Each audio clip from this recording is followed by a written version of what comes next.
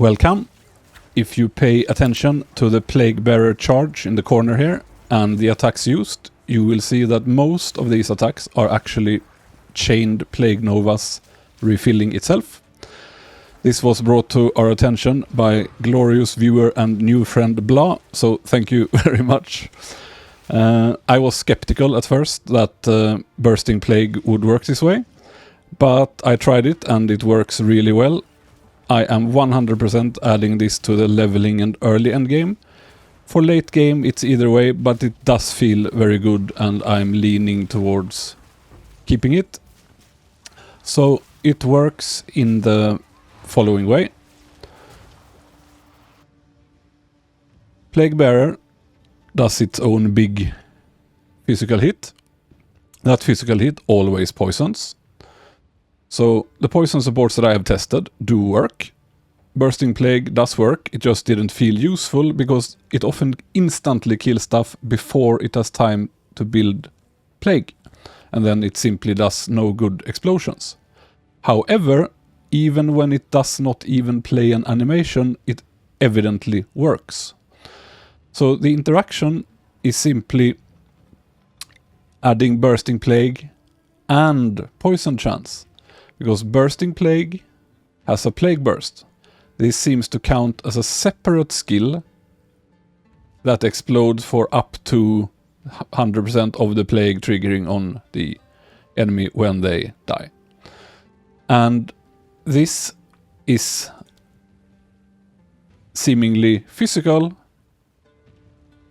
which can, with Poison Chance, refill Plague Bearer itself.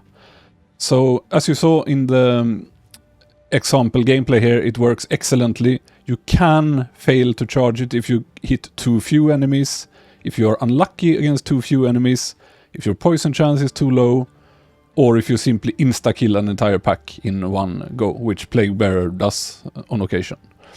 So, this works really, really well, with the added benefit of moving Dialas to Blink, and I removed Dialas from the earlier planners simply because it's very expensive in trade and I don't want to trick people into buying it early on when it's not strictly needed at all. I simply have it by pure luck in SSF. But yeah, it is probably one of the most powerful early game combinations you can have on any class, and on top of a build that quite possibly was the best in price performance, or at least in the absolute top for early game and end game. So amazing change, and try it out. It might not be needed at top gear level simply because you wipe things out instantly anyway, more or less. But even then, the chaining effect is improved. It chains better because this seems to create a new poison when it pops and poisons, which spreads and so on and so forth.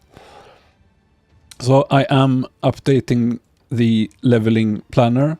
Many people have asked me to make a new leveling guide, which I will do tomorrow. Simply since the old one is outdated in names. The planner is correct. I cleaned it up today. And I have added since before gem cutting order in the max roll planner. But I will make a new video tomorrow on the leveling and try to make it more clear, since I understand, especially for someone new or trying the build for the first time, having the wrong gem names must be annoying and confusing. So yeah, that will be it for now. I am going online to blast some exp and fat loot, so see you there.